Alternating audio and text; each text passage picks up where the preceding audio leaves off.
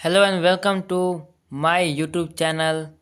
दोस्तों, मैं आप लोग के लिए फिर से एक नया वीडियो लेकर आ गया।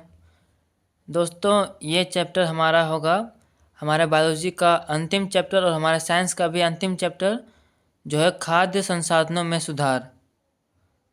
यार, तुम लोगों का एग्ज़ाम बहुत नज़दीक आ चुका है और यार तुम लोगों ने इस वीडियो पे क्लिक किया है ना, इसका मतलब एक चीज़ तो है कि तुम लोग अपने एग्ज़ाम के लिए सीरियस हो। तुम लोग यार मेरे साथ बने रहना। मैं तुम्हें यकीन दिलाता हूँ कि मैं इस चैप्टर का रिवीजन बहुत तेज़ी से करा दूँगा तुम्हें कुछ मिनट के अंदर, और तुम्हें इस चैप्टर के बाद, इसको पढ़ने के बाद कुछ और पढ़ना नहीं पड़ेगा। गाइस, तुम लोग फोड़ोगे यार एग्ज़ाम में। अगर तुम लोग इस वीडियो पे क्लिक किए हो ना, मतलब एक बात तो फिक्स है कि तुम लोग एग्ज़ाम को लेकर सीरियस तो हो। तुम लोग एग्ज़ाम में फोड़ोगे यार, तुम लोग फोड़ोगे। ठीक है, हम लोग शुरू करते हैं अपना चैप्टर। अब ज़्यादा बातें नहीं करते हैं, नहीं तो फिर वीडियो लंबा हो जाएगा। देखो, हमारा चैप्टर है खाद्य संसाधनों में सुधार।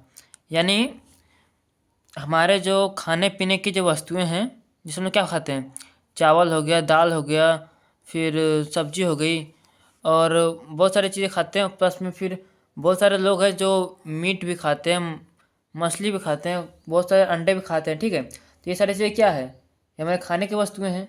ये क्या होती है, खाद्य संसाधन है ना। हमारे खाने की वस्तुएं, ये हमारे खाने की चीज़ें हैं ना, तो हम इसे बोलते हैं खाद्य संसाधन। अब होता यह है कि जिस तरह हम लोग की जनसंख्या बढ़ रहा है, उस हिसाब से खाने की जो मांग है ना वो बढ़ रही है, और खाने की जो उपज है वो उतने हो नहीं रही है, उतना खाना उपज नहीं रहा है। तो फिर ये समस्या आ जाती है कि खाना कम है और लोग ज़्यादा हैं, तो खाना आदमी का आपूर्ति होगा कैसे। तो उसके लिए हमें, जो कृषि करते हैं, उसमें हमें कुछ सुधार करने की आवश्यकता है। देखो गाइस, अगर खेती में हमारे पास ज़मीन उतना ही है, ठीक है, हमें बढ़ाना है अपनी उपज को, तो हमें कम से कम नहीं तो अच्छी क्वालिटी की बीज लाना पड़ेगा। मतलब कुछ भी करना पड़ेगा, लेकिन हम लोग को उसी में, उतनी ज़मीन में हमें ज़्यादा उपज करना पड़ेगा। तो उतना उपज करने के लिए हम लोगों ने कुछ विधियाँ अपनाई है। ठीक है, तो देखो, खाद्य संसाधनों में सुधार के लिए हमारे पास दो चीज़ें हैं। पहला है एक फसल उत्पाद में वृद्धि, मतलब जो हम लोग खाते हैं शाकाहारी चीज़ें, उसमें वृद्धि कैसे करें। दूसरे आती है फिर मांसाहार चीज़ें, जैसे मीट हो गया, मछली हो गई, फिर अंडा हो गया, इसमें सुधार कैसे करें। तो एक पार्ट आता है, एक तरीका आता है कि जो शाकाहारी चीज़ें हैं उनको कैसे सुधारें, और दूसरा है मांसाहार चीज़ें कैसे सुधारें। तो अभी हम लोग पहले शाकाहार के बारे में बात करेंगे, फिर मांसाहार के बारे में बात करेंगे। देखो, उससे पहले कुछ ये चीज़ें जान लो कि कार्बोहाइड्रेट किसमें पाया जाता है, प्रोटीन किसमें पाया जाता है, वसा किसमें पाया जाता है, विटामिन तथा खनिज लवण किसमें पाया जाता है। और पहले इतना समझो, कार्बोहाइड्रेट पाया जाता है। देखो ये सब है क्या, पहले ये समझो। हम जो खाना खाते हैं तो हमें कुछ पोषण तत्व मिलता है, ठीक है। उसमें कुछ बहुत सारे पोषण तत्व होते हैं खाने में, कुछ मेन है, कुछ मुख्य है, ठीक है। तो उसमें से एक है कार्बोहाइड्रेट, दूसरा है प्रोटीन, तीसरा है वसा, चौथा है विटामिन एवं खनिज लवण। ये सब इंपॉर्टेंट चीज़ें हैं, ठीक है, ये सब ज़्यादा जरूरी होता है। तो कार्बोहाइड्रेट पाया जाता है गेहूँ में, चावल में, बाजरा में, ज्वार में। प्रोटीन पाया जाता है चना, मटर, उड़द आदि में। और वसा पाया जाता है सोयाबीन, मूंगफली, तिल। और विटामिन एवं खनिज लवण पाया जाता है सब्जी, फल और मसाले में, ठीक है। ये सब बेसिक चीज़ें हैं, आप लोग को पता होनी चाहिए। शायद आप लोग ये सब जानते भी होंगे बहुत पहले से। इसके बाद इस चैप्टर में एक नया शब्द आता है दीप्तकाल। इसका मतलब क्या होता है, देखो, सूर्य प्रकाश का सूर्य प्रकाश का सूर्य प्रकाश काल पर निर्भर करता है। यहाँ पे ये सही नहीं लिखा हुआ है उस तरह। देखिए, ये है क्या दीप्तकाल, मैं बताता हूँ आपको। अगर जितने देर तक सूरज की रोशनी पेड़ पर पड़ रही है, उसे हम लोग बोलते हैं दीप्तकाल, ठीक है। दीप्त मतलब क्या होता है, लाइट, ठीक है। तो जितने देर तक सूर्य की रोशनी पेड़ पर पड़ रही है उसे बोलते हैं दीप्तकाल। ये बात आप लोगों को समझ में आ रही होगी। अगला है खरीफ फसल। आप लोग तो क्लास 8 में इसके बारे में पढ़े होंगे, लेकिन मैं फिर से बता देता हूँ। खरीफ फसल, ये वर्षा ऋतु में जो फसल उगाई जाती है, ठीक है। जैसे जिसको हम लोग बोते हैं जून में और काट देते हैं अक्टूबर में, यानी कब हम लोग बो रहे हैं, जून में, काटते कब है, अक्टूबर में। यानी ये जो है ये वर्षा ऋतु में हो रहा है, तो इसको हम बोल सकते हैं कि जून में रोपने और इसकी कटाई होती है अक्टूबर में। ये वर्षा ऋतु का फसल है। इसमें जो हम लोग रोपते हैं वो होता है धान, सोयाबीन, अरहर, मक्का और मूंग, ये सब चीज़ें को रोपते हैं, ठीक है, खरीफ फसल में यानी बरसात में, ठीक है। अगला है रबी फसल, जिसको हम लोग ठंडे के मौसम में रोपते हैं, शीतकाल में।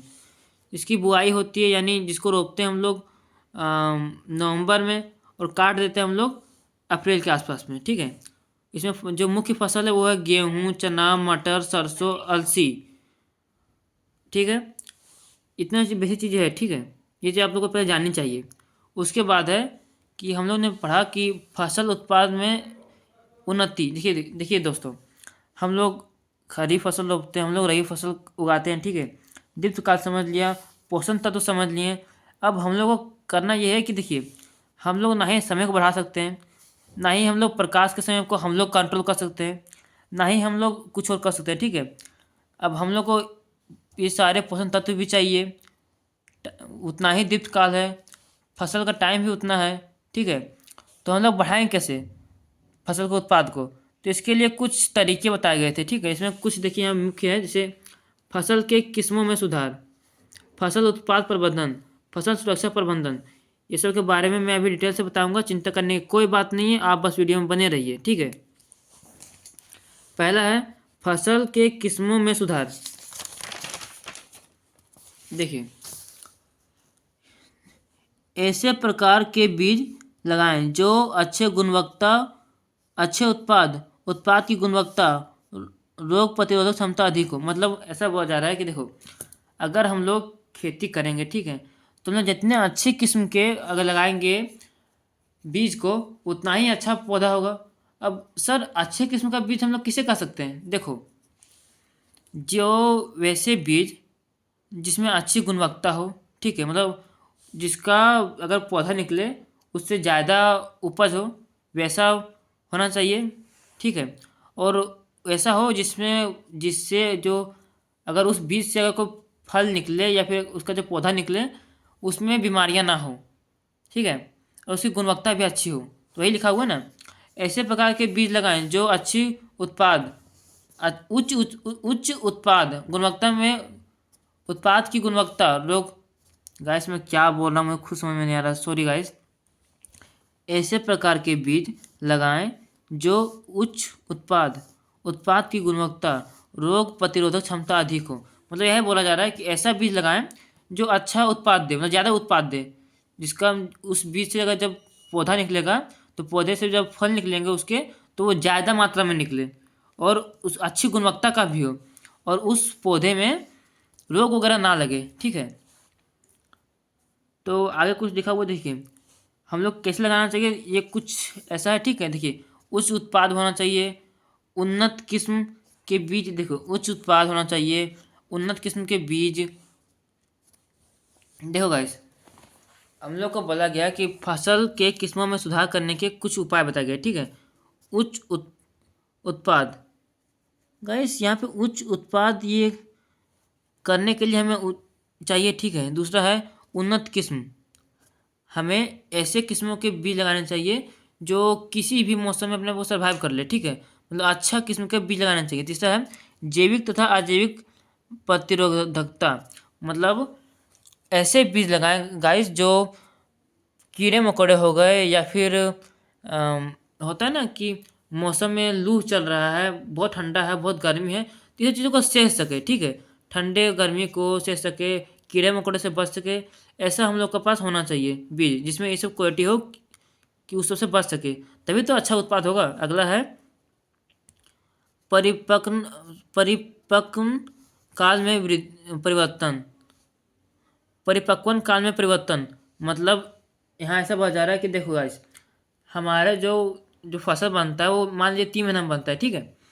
तो अगर हम लोग ऐसा बीज लगाएं जिससे वो जो है फसल वो मान लीजिए 2.5 महीना में ही उग जाए, ठीक है, तो हम लोग के पास अच्छा हुआ ना कि जल्दी उगा, फिर हम लोग और फसल लगा सकते हैं।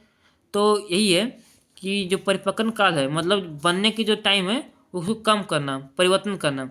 अगला है व्यापक अनुकूलन, मतलब किसी भी परिस्थिति में, किसी भी जलवायु में ये जो बीज है वो खराब ना हो, ये जो, ठीक है, वैसे बीज लगाने चाहिए। अगला है ऐच्छिक सस्य विज्ञान रूप, मतलब उसके जो उस बीज से जो पौधे होंगे वो बहुत ज़्यादा लंबे नहीं होना चाहिए। बहुत बड़े बड़े होंगे तो क्या होगा कि उस जो पोषण तत्व अधिक लेंगे, ठीक है, इससे हमारे जो मिट्टी है उसके पोषण तत्व जाएंगे, ठीक है, तो उससे फिर होगा कि मिट्टी बहुत जल्दी बंजर हो जाएगी, ठीक है। तो ऐसे लगाना चाहिए जिसमें छोटे छोटे हो उसके पौधे। यहाँ तक हमको लगता है सब आसान होगा, समझ में आ गया होगा। दूसरा है फसल उत्पाद प्रबंधन। देखिए गाइस, हम लोगों ने अभी तक अच्छे किस्म के बीज तो लगा लिए, ठीक है, ये तो आसान था। अब अगला है कि इसमें रोपने के बाद हमें इसका प्रबंधन करना होता है कि कैसे बीज लगाना है, कि मतलब बीज लगाने के बाद कैसा कैसा उसको वातावरण देना है। मतलब अच्छे वातावरण देंगे, अच्छा से उसको वैसा मिलेगा जिससे वो फूल फल सके, बड़ा हो सके, अच्छे से ग्रोथ कर सके, तो ज़्यादा उत्पाद देगा कि नहीं देगा। तो उसके लिए कुछ उपाय बताया गया था, जैसे है फसल उत्पादन प्रबंधन। तो उसके लिए देखिए ऐसा है, ऐसी तकनीकें जिससे फसल के उत्पाद में वृद्धि की जाए, मतलब जिससे हम लोग फसल जो है उसकी वृद्धि, जो उत्पाद आएगा, उत्पाद मतलब क्या, उसका जो फसल के बाद उसका जो फल आता है वो ज़्यादा मात्रा में है, इसलिए हम लोग क्या कर सकते हैं, उसके लिए हम लोग को कुछ उपाय बताया गया था। पहला था ये पोषक प्रबंधन। तो पोषक प्रबंधन क्या होता है, ये गाइस, वो पेड़ पौधों को जो होते हैं पेड़ पौधे, तो उनके जो होता है ना, उनको बहुत सारे पोषक तत्वों की आवश्यकता होती है। जैसे कार्बन हो गया, हाइड्रोजन हो गया, नाइट्रोजन हो गया, फास्फोरस हो गया, पोटेशियम हो गया, कैल्शियम हो गया, आयरन हो गया, मैग्नीज हो गया, इत्यादि बहुत सारे होता है, ठीक है। तो देखिए गाइस, उसमें से बहुत सारे होते हैं जो वो धरती से लेता है, कुछ को वो पानी से लेता है और कुछ को वो हवा से लेता है। जैसे हवा से लेता है वो क्या, कार्बन और ऑक्सीजन, पानी से हाइड्रोजन और ऑक्सीजन, और मृदा से लेता है फिर ये nitrogen, phosphorus, potassium, calcium, manganese, sulphur, iron इत्यादि, ये सब को लेता है, ठीक है। तो इसको कुछ वर्गीकरण में बांटा गया था, इसको देखिए कि बुक में है।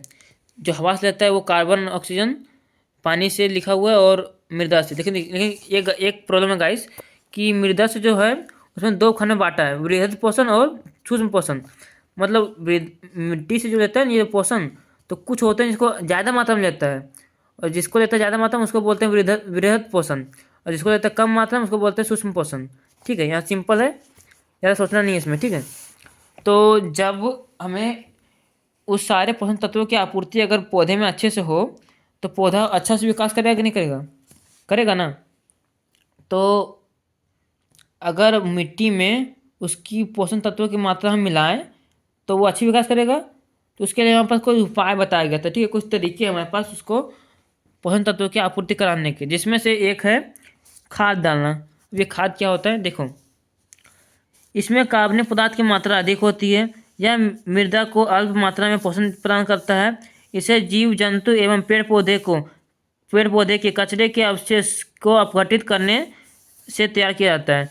मतलब ये जो है, इसमें कार्बनिक पदार्थ की मात्रा अधिक होती है, ठीक है, खाद में।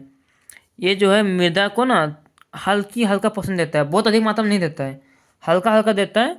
और इसको जो बनाया जाता है, ये बनाया जाता है पेड़ पौधे हो गए या जीव जंतु के जो अवशेष होता है ना, अवशेष मतलब बोल सकते हैं आप कचरा, ठीक है, वो जो होता है उसको सड़ गल कर जो बनता है उसे हम लोग बोलते हैं खाद, ठीक है।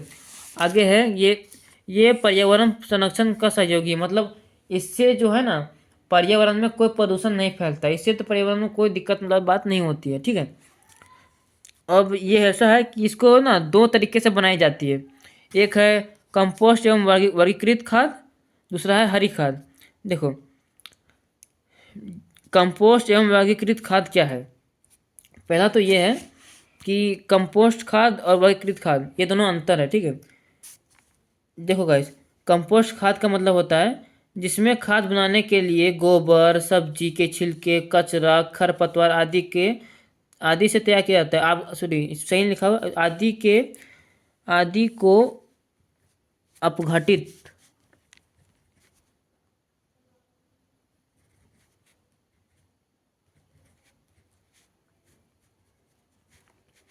अपघटित करके तैयार किया जाता है। ठीक है,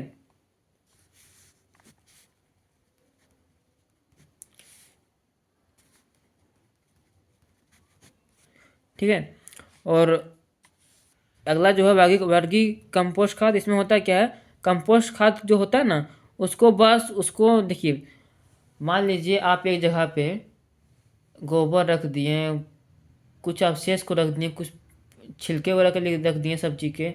अब वो क्या होगा, धीरे धीरे धीरे धीरे सड़ेगा और वहाँ बनेगा खाद। तो वो जो खाद बनेगा क्या बोलते हैं, कंपोस्ट खाद।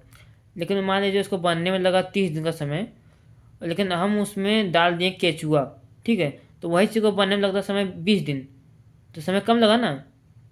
तो वैसे को बोलते हैं मतलब वर्गीकृत कंपोस्ट खाद, सॉरी सॉरी, वार्म कंपोस्ट खाद। मतलब क्या, इसमें केचुआ डाल दिए उत्पादन होने के लिए, खाद बनने के लिए अगर केचुआ डाल दिए तो वो हो गया वर्मी कंपोस्ट खाद।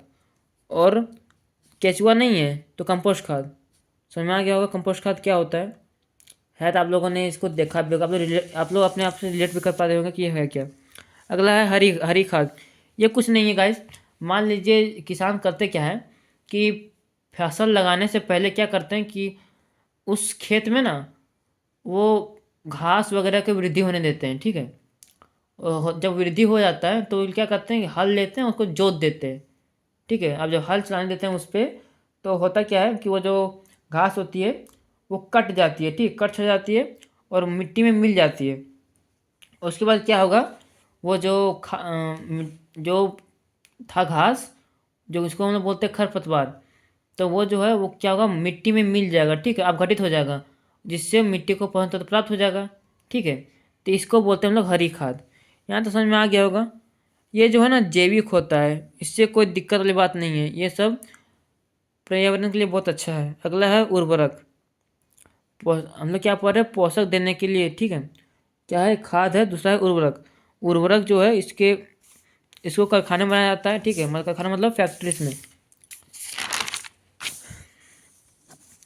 इसमें नाइट्रोजन, फास्फोरस एवं पोटेशियम की प्रचुर मात्रा होती है। मतलब इसमें नाइट्रोजन, फास्फोरस आदि की जो मात्रा होती है बहुत अधिक होती है। इसका प्रयोग पौधे को शीघ्र पड़ता है। इसका प्रभाव पौधों पर शीघ्र पड़ता है, जिससे पौधे की वृद्धि अधिक तेजी से होती है। मतलब इससे जो है ना पेड़ पौधे बहुत तेजी से वृद्धि करते हैं। मतलब क्या था, खाद जो था वो होता क्या था कि उससे अगर डालो तो पेड़ पौधे को बहुत देर से उसको मिलता था पोषण तत्व। ठीक है, और हल्का मिलता था, अल्प मात्रा में। इसमें मिलता है बहुत अधिक मात्रा में। ठीक है, इसमें शीघ्र प्रभाव पड़ता है। मतलब यूँ समझिए ना, तो बहुत मतलब 1-2 दिन के अंदर ही आपको इफेक्ट दिख जाएगा। अगला है उर्वरक का उपयोग सावधानी से करना चाहिए, क्योंकि गाइस अगर इसका ये जो है ना थोड़ा सा पॉइजनिंग भी होता है, मतलब थोड़ा जहरीला भी होता है। इंसानों को इसका उपयोग जो करना चाहिए ना थोड़ा सावधानी से ढक कर करना चाहिए, मास्क पहन के, हाथ में ग्लव्स पहन के इत्यादि। अगला है इसका प्रयोग उचित मात्रा में ही करना चाहिए। गाइस अगर इसको अधिक ज़्यादा दे दोगे ना अगर पेड़ पौधे में, तो पेड़ पौधे को भी नुकसान होता है। इसलिए इसको नियमित रूप से उचित मात्रा में देना चाहिए। लेकिन इससे होता भी क्या है कि अगर आप इसको देते चले गए ना खेत में, तो आपके खेत को ये बंजर कर देता है। अगला है, तो फिर गाइस हम लोग खेती करना कैसे चाहिए। देखो, खेती करना है तो दोनों तरीका से करना पड़ेगा, खाद भी डालना पड़ेगा, उर्वरक भी डालना पड़ेगा, ताकि मिट्टी की उर्वरा शक्ति भी बनी रहे और पेड़ पौधे जो उगे उस पर वो बहुत अच्छे से उगे। अगला है कार्बनिक खेती। यार इसमें कुछ नहीं है, ये बस ऐसा है कि बस जो उर्वरक है, रासायनिक पदार्थ है, जैसे कीटनाशक इत्यादि, उसका प्रयोग मत करो, बस ऑर्गेनिक खेती करो। ठीक है, कार्बनिक खेती मतलब कुछ नहीं, इसमें बस खाद डालो, उर्वरक नहीं, बस उसे बोलते हैं कार्बनिक खेती। इसमें कुछ है ही नहीं। ठीक है, बस जो होता है क्या है कि इसके जो उत्पाद होगा बहुत कम होगा, लेकिन गुणवत्तापूर्ण होता है। अगला है पोषक प्रबंधन हो गया हमारा। अगला हमारे पास क्या है, सिंचाई। सिंचाई क्या है, पौधे को उचित समय अंतराल पर उचित मात्रा में जल की आपूर्ति कराने को सिंचाई कहते हैं। सिंपल, सिंचाई की कुछ विधि है, कुआं, नहर, तालाब आदि। ठीक है, अगला है फसल पैटर्न। देखो गाइस होता क्या है कि फसल लगाने के बहुत सारे तरीके होते हैं। ठीक है, इसमें से एक बहुत फेमस है और बहुत अच्छा भी है, इससे बहुत फ़ायदा भी होता है। देखो ये है क्या कि किसान करते क्या है कि दो फसल को एक साथ लगा देते हैं, दो फसल को लगाते हैं एक साथ एक ही खेत में, सीरियल में लाइन में, जैसे एक लाइन में लगी मान ली लगा यहाँ पे गेहूँ, ठीक है, अगले में सरसों, फिर गेहूँ, फिर सरसों, फिर गेहूँ, फिर सरसों। ऐसा इसलिए करते हैं ताकि देखिए फसल लगाने की वह प्रणाली जिसमें एक ही खेत में दो या दो से अधिक फसलों को एकांतर में एक पंक्तिबद्ध लगाई जाती है। इससे होता क्या है गाइस कि जो फसल है इसमें अगर मान लीजिए कोई एक फसल नष्ट हो गया या फिर उसकी कीमत नहीं रही तो किसान को ज़्यादा लॉस नहीं पड़ता है, ज़्यादा प्रॉब्लम नहीं होता है किसान को। और ये दोनों होता क्या है कि मान लीजिए एक फसल के पास अगर वो वायुमंडल में सर्वाइव नहीं कर पाई और मर गई तो दूसरे फसल को किसान बेचकर अपना गुजारा कर लेता है तो उसको नुकसान कम होता है। प्लस में ये दोनों जो फसल होते हैं आपस में अपने जो पोषण तत्व है इसका शेयरिंग भी करते हैं, ठीक है, जिससे दोनों फसल अच्छे से ग्रो कर पाए। कुछ उदाहरण है इसके, जैसे गेहूं के साथ सरसों, सोयाबीन के साथ मक्का इत्यादि बहुत सारे तरीके होते हैं। अगला है फसल सुरक्षा प्रबंधन। देखो गाइस हम लोगों ने अच्छे किस्म के बीज कैसे लाना हम लोग सीख लिए, फिर उसको पोषण किस तरह देना हम लोग सीख लिए, ठीक है। अगला बचता है फिर इसका सुरक्षा करना, ठीक है। अब सुरक्षा किससे करना है, देखो कुछ होते हैं खरपतवार, खरपतवार मतलब घास, ठीक है, जो बिना काम के बिन बुलाए मेहमान जैसे आके हमारे खेत में उग जाते हैं, जिससे होता क्या है वो मैं बताऊंगा अभी, थोड़ा सब्र करो। अगला है रोग, कि फसल में ज़्यादा बीमारियां ना हो तभी तो अच्छे से कर पाएगी। तीसरा है कीड़े मकोड़े, ये भी एक दिक्कत है गाइस, देखते नहीं हो कि पत्तियों में बैठते हैं, पत्तियों को ये सब खा जाता है, बीज से छेद कर देता है, जिससे पेड़ पौधे का बहुत सारा नुकसान होता है। तो सबको एक एक करके मैं बताता हूँ। पहला है खरपतवार, ये होता है क्या है, इसको हम लोग घास बोलते हैं, ठीक है। ये जब उग जाता है हमारे खेतों में हमारे पौधे के साथ, होता है क्या है, जो पौधे का पोषण तत्व है वो ये खा जाता है, ठीक है। अब उससे क्या होता है, पौधे को अच्छा पोषण तत्व नहीं मिलता है, जिससे वो ग्रो नहीं कर पाता है, इसलिए इसको भी निपटान करना जरूरी है। इसके लिए बहुत सारे आते हैं दवाइयाँ वगैरह। अगला है रोग। गाइस अगर हमें पेड़ को जो हमारे जो है इसको अगर अच्छे से रखना है तो हमको रोग मुक्त रखना पड़ेगा इसको, मतलब बिना रोग के। इसके लिए भी बहुत सारी दवाइयाँ आती है, ठीक है। अगला है कीड़े मकोड़े। तो कीड़े मकोड़े गाइस आप लोग जानते ही हो कि कीड़े मकोड़े आते हैं क्या कर देते हैं हमारे पौधों को, आप लोग बताने की जरूरत है ही नहीं, ठीक है। तो इससे बचने के लिए भी आता है कीटनाशक वगैरह। बस इतना ही था इसमें। अगला है अनाज का भंडारण। सिंपल है यार, अनाज की सुरक्षा भंडारण करने के लिए अनाज को सुरक्षित भंडारण करने की को अनाज का भंडारण कहते हैं। मतलब अनाज को अब उगा लिए, काट के लाए, ठीक है, अब इसको अच्छी तरह से अनाज का भंडारण करने को, अनाज के सुरक्षित अनाज को रखने का जो तरीका होता है उसे हम लोग अनाज का भंडारण कहते हैं, ठीक है। इसमें कुछ और ख़ास नहीं है, ठीक है। अब हम लोगों ने पढ़ लिया पेड़ पौधों का, ठीक है। और फिर अगला आता है फिर पशुओं का। तो पशुओं कुछ नहीं गाइस, जिस तरह पेड़ पौधों का उस तरह पशुओं का भी है, लेकिन इसमें थोड़ा सा अलग है कि देखिए यहाँ पे कुछ एक सारणी दिया हुआ है जिसमें दूध का, अंडे का, मांस में पाया जाने कितना प्रोटीन होता है, कितना वसा होता है, कितना शक्कर होता है, कितना खनिज होता है, कितना जल होता है, कितना विटामिन होता है, ये सब लिखा हुआ प्रतिशत में, ठीक है। तो आप लोग देख लीजिएगा। देखो पशु कृषि के लिए कुछ यहाँ पे दिया हुआ है, इसे बहुत सारे नस्ल की गाय होती है, ठीक है। तो विदेशी नस्ल की जो गायें होती हैं उसमें ना वो दूध अधिक देती है लेकिन क्वालिटी अच्छा नहीं होता है। लेकिन हमारा जो देसी गाय है उसे क्वालिटी अच्छा होता है लेकिन उसकी जो होती है दूध देने की क्षमता बहुत कम होती है। तो दोनों नस्लों के साथ संक्रमण कराया जाता है, ठीक है, और एक नया नस्ल तैयार किया जाता है जिसमें दोनों नस्ल के गुण आ जाए। जैसे विदेशी नस्ल में और देसी नस्ल में अगर कराया जाए संक्रमण तो होता क्या है, दूध देने की क्षमता अधिक हो जाती है क्योंकि विदेशी नस्ल में था, और गुणवत्ता अच्छी हो जाती है क्योंकि देसी नस्ल में था। तो इसी के कुछ होते हैं कुछ तरह के पशु जिसके दूध देने की क्षमता अधिक होती है, कुछ के होते हैं जो गुणवत्ता अच्छा होता है, तो उनके साथ संक्रमण करके तीसरा जो लाया जाता है उसमें दोनों के गुण हो जाते हैं। तो ये अच्छी हो जाती है ना, क्या बोलते हैं, व्यवसाय के लिए। आप लोग इसको पढ़ लीजिएगा, ठीक है, कुछ है नहीं इसमें, सिंपल सी चीज़ें लिखा हुआ है। अगला फिर एक कुक्कुट पालन मतलब मुर्गा पालन, इसमें भी वही सेम है गाइस। विदेशी नस्ल के मुर्गे को पाया जाता है, फिर देसी नस्ल के साथ कराया जाता है इसके संक्रमण, और एक अच्छा नस्ल निकलता है। पढ़ लीजिएगा आप लोग। इसमें बस एक बहुत अच्छी बात लिखा हुआ है कि देखिए ये है लूअर मछली, ठीक है, सॉरी लूअर मुर्गा। जो लूअर मुर्गा है वो अंडा देने वाली नस्ल है, ठीक है, बहुत अच्छा नस्ल है। और मांस के लिए बेलर, ठीक है, ये दोनों नस्ल को याद रखिएगा। लूअर अंडा के लिए और मांस बेलर के लिए, ये दोनों नस्ल है, ठीक है, ये दोनों संक्रमण के बाद हुआ नस्ल है, ठीक है। अब लोग ये सब पढ़ लीजिएगा, ये सब कुछ है नहीं इसमें। अब ऐसे क्वेश्चन पूछता भी नहीं है, बिल्कुल भी नहीं पूछता ऐसे क्वेश्चन। पिछले ये तो एक भी क्वेश्चन नहीं पूछा था इधर से। अगला है मछली पालन, इसको भी पढ़ लीजिएगा, इस कुछ है नहीं इधर। फिर है मधुमक्खी पालन, तो क्या चैप्टर खत्म, कुछ नहीं है गाइस, इसमें कुछ नहीं है, ठीक है। आप लोग पढ़ना चाहते हैं तो पढ़ लीजिएगा, नहीं पढ़ना चाहते मत पढ़िएगा, क्योंकि इधर तो क्वेश्चन पूछता ही नहीं है, ठीक है यार। अब मुझे लगता है कि तुम लोग अगर इतना देर तक वीडियो देख रहे थे तो यार तुम लोग एग्ज़ाम के लिए सीरियस तो हो, ठीक है, ये बात तो है कि तुम लोग एग्ज़ाम के लिए सीरियस हो यार। ऑल द बेस्ट, तुम लोग एग्ज़ाम में बहुत फोड़ के आओगे, लेकिन अभी लगता है कि अभी तुम लोग का एग्ज़ाम नहीं होगा, अभी टाइम है, क्योंकि 10th का जो लीक हुआ है क्वेश्चन, उसके बाद तो लगता है कि टाइम अभी है। अभी उन लोगों का एग्ज़ाम होगा, उसके बाद ही होगा हम लोग का एग्ज़ाम, यानी 9th का एग्ज़ाम। तो गाइस इसी के साथ आप लोग को गुड बाय और ऑल द बेस्ट। यहाँ से हमारा बायोलॉजी ख़त्म हो गया, ठीक है। तो आप लोग कमेंट कीजिए कि अब मैं फिजिक्स को लाऊं या फिर मैथ को लाऊं, ठीक है। आप लोग का जो रिकमेंडेशन होगा मैं उसी पे काम करूँगा, या फिर केमिस्ट्री भी बोल सकते हैं, ठीक है। नहीं तो आप लोग बोलिएगा तो मैं 10th का भी शुरू कर सकता हूँ, 9th को छोड़कर।